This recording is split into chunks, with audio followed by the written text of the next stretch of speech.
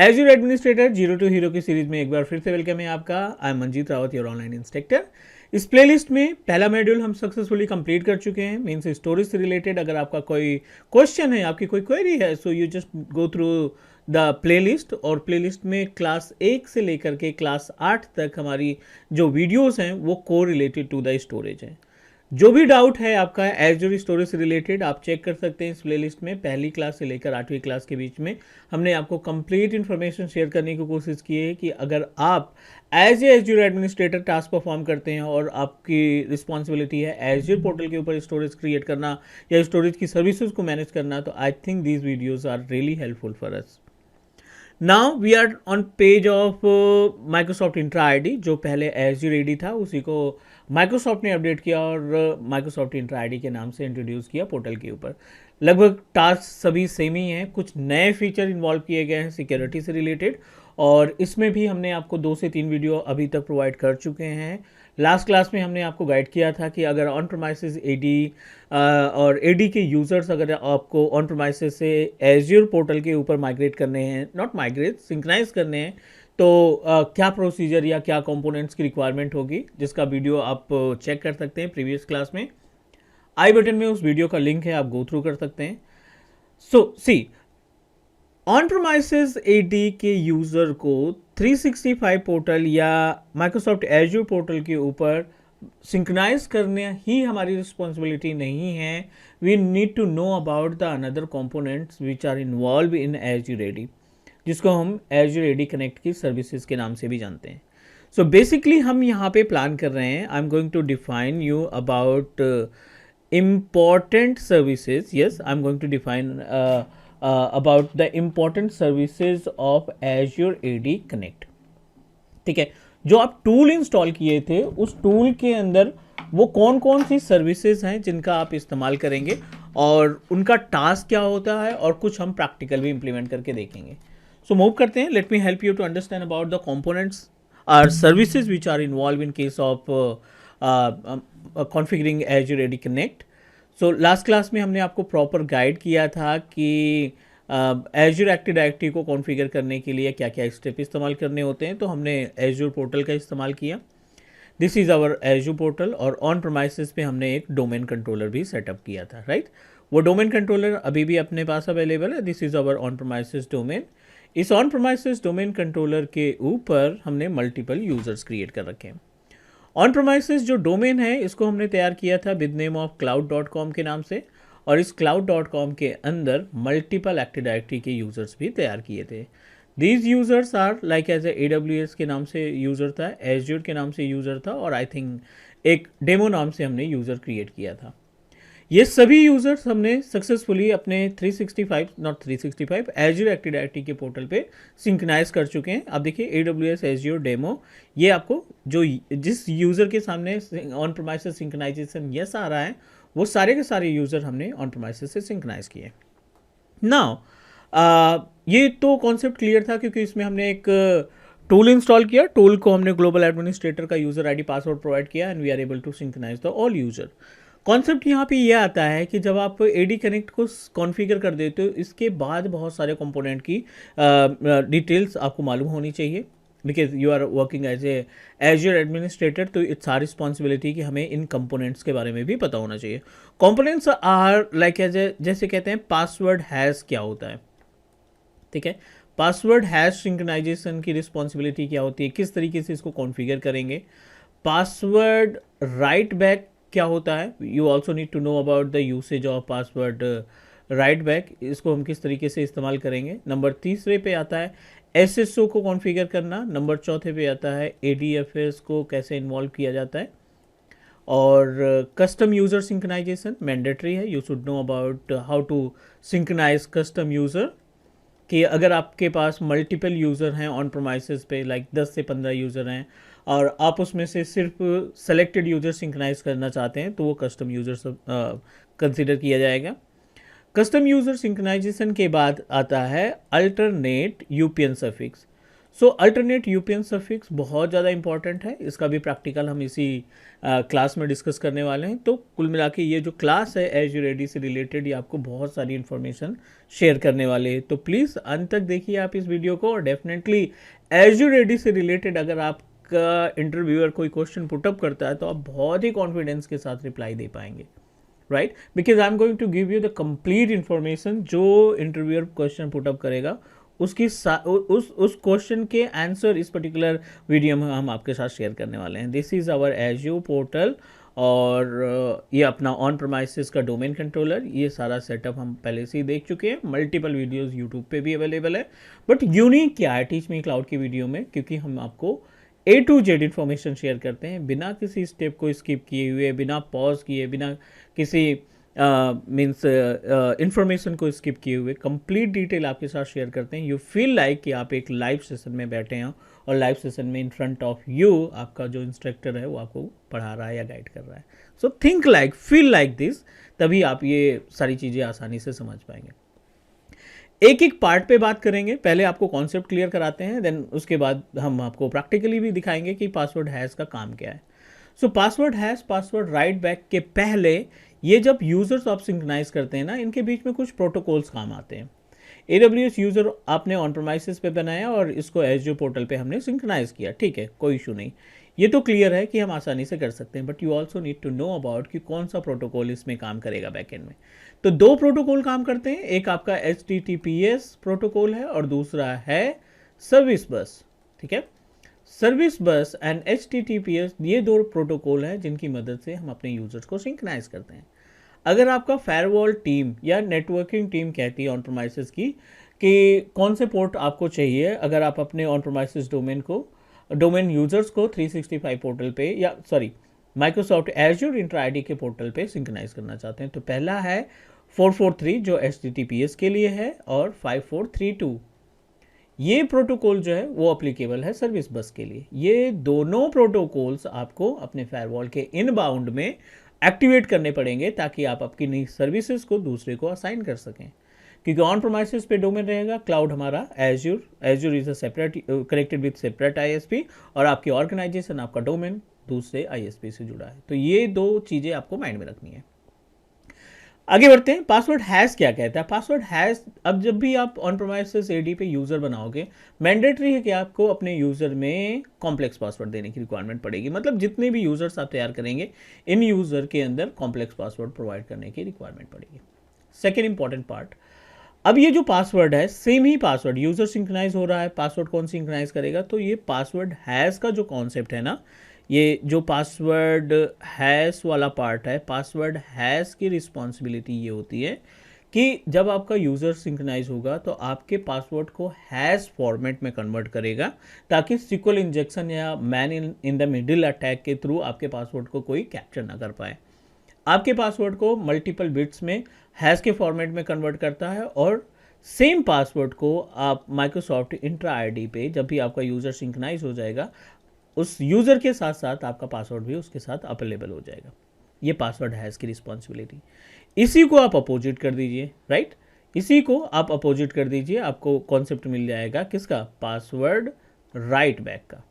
Password write back का क्या होता है? अब आपका यूज़र सिंक्रोनाइज हो गया, पासवर्ड सिंक्रोनाइज हो गया, बट अनफॉर्चुनेटली आपको ऑन प्रेमाइसेस AD का एक्सेस नहीं है, और कोई यूज़र कहता है मुझे पासवर्ड रीसेट करना है, तो अगर आपने इस पासवर्ड राइट बैक की सर्विस को चेक मार्क कर रखा है, ये तो ऑटोमेटिक चेक मार्क रहता है, अगर आपने इस सर्विस को चेक मार्क कर रखा है, एक्टिवेट कर रखा है, तो इस एज्योर पोर्टल पर भी बैठ करके आप अपने यूज़र्स के पासवर्ड को रीसेट कर पाओगे। लेकिन ध्यान रखना, पासवर्ड राइट बैक का ऑप्शन आपके AD कनेक्ट टूल में एक्टिवेटेड होना चाहिए।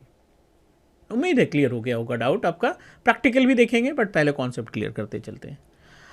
अब यहाँ पे हमने एक क्लाइंट भी इन्वॉल्व कर दिया। This is our client computer and which is contain Windows 10 या विंडोज़ 11 ऑपरेटिंग सिस्टम। ये हमारा क्लाइंट मशीन है, और यू नो दैट इस क्लाइंट को हमने पहले से ही मेंबर ऑफ डोमेन बना दिया है, ठीक है, मेंबर ऑफ डोमेन क्रिएट बना दिया है। तो मेंबर ऑफ डोमेन का मतलब ये होता है कि जो आपका AD है ना, उस AD में आप एक cloud.com, class.com या किसी भी .com के नाम से एक डोमेन नेम डिसाइड करते हैं, या कंपनी के नाम से डोमेन नेम डिसाइड करते हैं। और बाय डिफ़ॉल्ट सिस्टम हमारा ऑन प्रेमाइसेस का क्या रहता है, वो वर्क ग्रुप में रहता है। जब भी आप इंस्टॉल करोगे ना कोई कंप्यूटर, तो वो बाय डिफ़ॉल्ट वर्क ग्रुप में रहता है और आपको इसको वर्क ग्रुप से हटा करके डोमेन में कन्वर्ट करना होता है। SSO come into the picture. SSO कब आएगा? एसएसओ का मतलब होता है सिंगल साइन ऑन, और आप एडी कनेक्ट के अंदर इस ऑप्शन को भी आइडेंटिफाई कर सकते हैं। इसकी रिस्पॉन्सिबिलिटी ये होती है कि अगर आपका यूज़र, सेम यूज़र आपने AWS यूज़र के थ्रू क्लाइंट को लॉगिन किया है, सेम AWS यूज़र को आपने 365 यानी माइक्रोसॉफ्ट एज्योर पे भी लॉगिन कर रखा है, और इसको आपने कुछ सर्विसेज असाइन कर रखी है, लाइक ऑफिस 365 की सर्विसेज असाइन कर रखी है। अब सेम ऑफिस 365 सर्विसेज में बहुत कुछ हो सकता है। आउटलुक हो सकता है, टीम्स का एक्सेस हो सकता है, वन ड्राइव का एक्सेस हो सकता है, राइट, यामर का एक्सेस हो सकता है। मल्टीपल ऑप्शंस आपको यहाँ पे पोर्टल पे मिल जाएंगे। अब जब आप सेम यूज़र ऑन प्रेमाइसेस पे ऑलरेडी लॉगिन कर चुके हो और आप इन प्रोडक्ट को एक्सेस करना चाहते हैं और एसएसओ एक्टिवेटेड है, तो आपको पासवर्ड देने की ज़रूरत नहीं पड़ेगी। This is the actual use of SSO. ADFS की बात करें, एक additional layer of security token की सर्विस ये प्रोवाइड करता है कि आप अपने एप्लीकेशन को केवल उन्हीं मशीन से एक्सेस कर पाएंगे जिन मशीन के पास टोकन की सुविधा है, जिन मशीन के पास टोकन अवेलेबल है। अदर कंप्यूटर्स को ये ऑप्शन नहीं मिलेगा। अच्छा, सिक्योरिटी पार्ट, इसको सेपरेट कवर करना पड़ेगा। अगला पार्ट है कस्टम यूजर सिंक्रोनाइजेशन, जिसमें हमने 50 यूजर्स बना रखे थे और 50 में से हमें 25 यूजर्स को सिंक्रोनाइज करने हैं। ठीक है, तो कस्टम यूजर सिंक्रोनाइजेशन का कॉन्सेप्ट क्या होता है वो भी हम देखेंगे, और अल्टरनेट यूपीएन सफिक्स में, जैसे अपने केस में यहाँ पे क्या है कि जो ऑन प्रोमाइसेस डोमेन है वो cloud.com है, और जो मैंने पोर्टल पे खरीद रखा है डोमेन वो है अपना teachmecloud.in। टोटली डिफरेंट, ये अलग ये अलग। अब इस केस में cloud.com और teachmecloud.com दोनों अलग हैं, तो जो यूज़र सिंक्रोनाइज होंगे वो ऑन microsoft.com से जाएंगे। लेकिन अगर आप चाहते हैं कि हमारी यूज़र सेम नेम से, जो क्लाउड पे डोमेन है उसी नेम से सिंक्रोनाइज हो, तो उस केस में आप अल्टरनेट यूपीएन सफिक्स का इस्तेमाल करेंगे। तो चलिए हम आपको सारे प्रैक्टिकल दिखाते हैं by using our on setup. Portal ये रहा अपने पास, और आप देखिए सारे के सारे यूज़र्स जो हैं वो ऑन microsoft.com से जुड़े हैं। We successfully synchronize our user to Microsoft Intra ID, but unfortunately सारे के सारे यूजर ऑन Microsoft.com से जुड़े हैं। अल्टरनेट यूपीएन सफिक्स क्या कहता है? दोनों पार्ट एक साथ लेकर चलते हैं, मल्टीपल टास्क हम एक साथ परफॉर्म करने वाले हैं।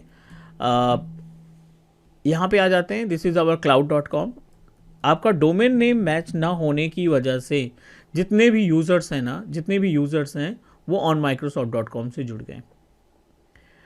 AWS एज्योर डेमो, ये 3 यूज़र यहाँ पे, ये 3 यूज़र यहाँ पे भी दिखाई पड़ रहे हैं क्योंकि हमने सिंक्रोनाइज किया है। अब हम चाहते हैं कि ये यूज़र जब सिंक्रोनाइज होना तो ये teachmecloud.in से जुड़े। क्यों? क्योंकि हमारे पास जो डोमेन है ना, अब देखिए यहाँ पे कस्टम डोमेन वाले आइकॉन में आकर के कौन सा वेरीफाइड है, teachmecloud.in वाला। हम चाहते हैं कि जितने भी यूज़र्स आएँ ये teachmecloud.in से जुड़े। चलिए ठीक है, कोई दिक्कत नहीं। अब आ जाओ ऑन प्रेमाइसेस पे। ऑन प्रेमाइसेस पे आपने क्लिक करना है टूल्स पे जाना है डोमेन एंड ट्रस्ट पे, एक्टिव डायरेक्टरी डोमेन ट्रस्ट पे।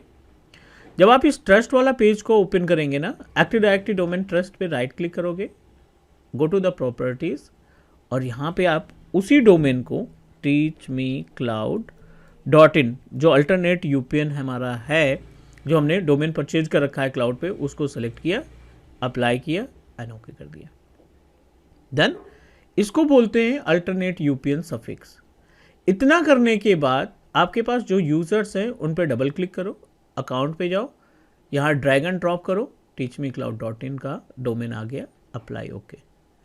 एज्योर वाले पैनल पे अकाउंट पे जाओ, teachmecloud वाला डोमेन सेलेक्ट करो, अप्लाई ओके। डेमो को भी कर देते हैं क्योंकि I wanted to introduce these users with our own account और with our own domain name, means अपनी ऑर्गेनाइजेशन से इनको एसोसिएट करना चाहते हैं। तो ये पार्ट हो गया। इसके अलावा भी पासवर्ड राइट का कॉन्सेप्ट है, तो बहुत छोटा सा कॉन्सेप्ट है इसका।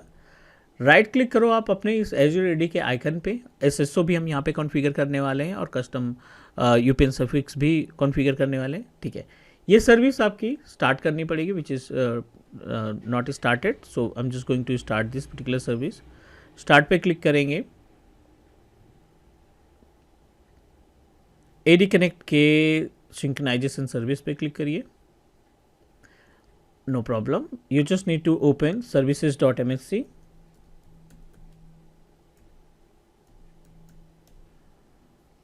services.msc पे जा करके you must need to open AD connect. Active directory synchronization services को आप क्या करेंगे, रीस्टार्ट करने का काम करेंगे. AD sink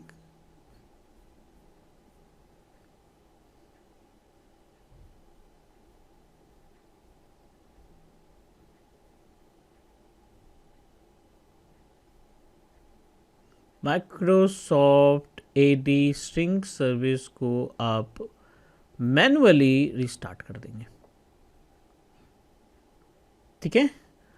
AD sync adapter agent ये ऑलरेडी रनिंग है, सो नॉट एन इशू. ये हमने हेल्थ को भी कर देना है restart.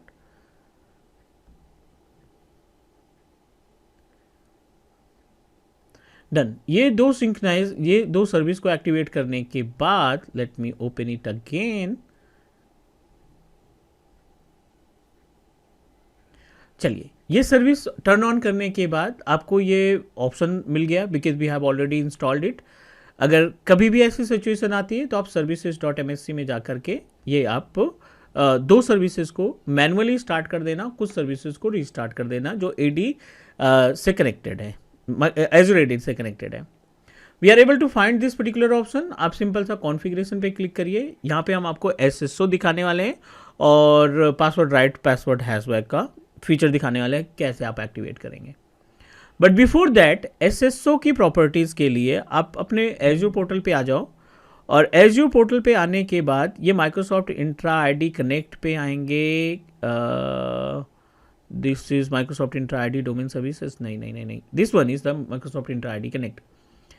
Go to the Intra ID connect, get started, cloud synchronisation और एक ऑप्शन आपको और मिल रहा है, यह है कनेक्ट सिंक्रोनाइजेशन. तो हम अभी क्लाउड सिंक्रोनाइजेशन नहीं, ऑन प्रेमाइसेस सिंक्रोनाइजेशन कर रहे हैं, तो आप इस पे कनेक्ट सिंक्रोनाइज पे क्लिक कर देंगे. Federation disabled, zero domain. SSO seamless single sign on disabled, zero domain. Pass through authentication, zero domain. Alternate login ID disabled, हमने कुछ कॉन्फ़िगर नहीं किया. तो पहले हम SSO को एक्टिवेट करेंगे और फिर ADFS, नॉट ADFS, फिर हम पासवर्ड हैश और राइट बैक का भी कॉन्सेप्ट यहाँ पे देखेंगे. कोई डोमेन है यहाँ पे, we are unable to find any domain. अब देखिए यहाँ पे कोई भी डोमेन अवेलेबल नहीं है, इवन डिसेबल पड़ा है ये. और यहाँ पे इनेबल करने का कोई ऑप्शन भी, आई डोंट थिंक यहाँ पे कोई इनेबल करने का ऑप्शन अवेलेबल है, बिकॉज आप यहाँ से कोई टास्क परफॉर्म ही नहीं कर पाएंगे. जो टास्क आपको परफॉर्म करने हैं ना, वो आप ऑन प्रेमाइसेस से करोगे. This is the panel, on premises panel. और यहाँ पे क्या क्लिक करना है आपको, no synchronisation option, manage custom synchronisation, configure device. Okay, change user sign in policy पे क्लिक करेंगे क्योंकि हम SSO बनाने वाले हैं. Change user sign in policy पे क्लिक करेंगे, नेक्स्ट करेंगे. GCP, ये ग्लोबल एडमिनिस्ट्रेटर का अकाउंट है, so I am going to provide the password for the global administrator. Mandatory है, यू नो दैट कि हर बार इसको ऑथराइज करना पड़ेगा क्योंकि सिक्योरिटी रीजन से ऑनर ही केवल कर पाएगा जिसके पास पासवर्ड होगा. बहुत छोटा सा स्टेप है. पासवर्ड हैज़ ऑलरेडी एक्टिवेटेड है. राइट बैक का ऑप्शन यहाँ पे नहीं आएगा. I will show you the option कहाँ पे राइट बैक का ऑप्शन आता है. Password has by default turn on रहेगा. यहाँ पे हम SSO single sign on, enable single sign on पे क्लिक किया. सिंगल साइन ऑन पे क्लिक करने के बाद नेक्स्ट पे क्लिक किया. नेक्स्ट पे क्लिक करने के बाद you must need to provide the credential. cloud.com का क्रेडेंशियल मतलब आपका लोकल डोमेन का क्रेडेंशियल, cloud.com/administrator. ये लोकल यूजर ID पासवर्ड है, जो ऑन प्रेमाइसेस डोमेन है ना, उसका पासवर्ड है. सक्सेसफुली हमने प्रोवाइड किया, no need to do anything. Next किया, कॉन्फ़िगर किया, थोड़ा सा टाइम लगेगा 5 से 7 मिनट का. और आप अपने डोमेन का name, if I am going to check the host name for this particular machine, host name पे टाइप किया. यहाँ पे होस्ट नेम टाइप करने के बाद WinDF-F6 लास्ट में, इतना याद रखना, ठीक है. Configuration completed. मे बी कि थोड़ा सा टाइम लगेगा, और definitely you will find the option related to, क्या कहते हैं, आपका डोमेन नेम वहाँ पे दिखना स्टार्ट हो जाएगा. सो पेज को रिफ्रेश कर देते हैं, मे बी कि यहाँ पे इनेबल ऑप्शन आ जाए. अभी नहीं आया तो थोड़ा सा इंतजार कर लेंगे, नो प्रॉब्लम।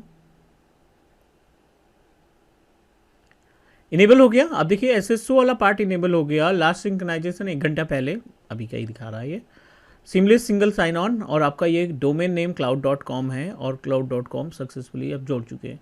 मतलब जब आप एसएसओ कॉन्फ़िगर करते हो ना, जब आप एसएसओ को मैनेज करते हैं तो एसएसओ मैनेज करने के लिए आपने क्या करना होता है कि ये पूरे के पूरे डोमेन के लिए एप्लीकेबल होता है। सो ये पार्ट आपका कंप्लीट हो गया। एज इट इज़ अगर आपको पासवर्ड हैज़ कॉन्फ़िगर करना है, पासवर्ड राइट बैक कॉन्फ़िगर करना है, तो सभी ऑप्शंस यहाँ पे दिखाई पड़ जाएंगे।